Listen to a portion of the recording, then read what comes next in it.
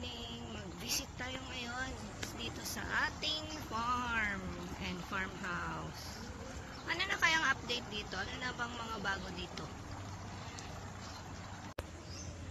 May mga pamumulaklak na ang mga puno ng kalamansi. Ayan. Marami ng bulaklak. And dito, malalaki na ang mga koi fish. Ayan. Malalaki na sila. And naglagay na ng, ano bang tawag dito? Garden net. Para naman may shade pag may magsiswim. And then, pinapupuno na ang pool. Matagal-tagal bago mapuno ito.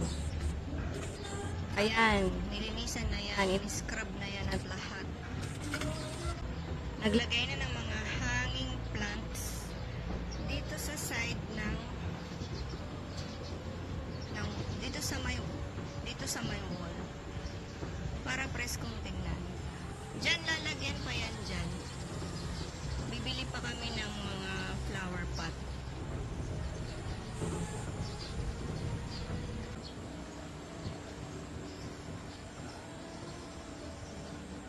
So, itong update dito sa farmhouse.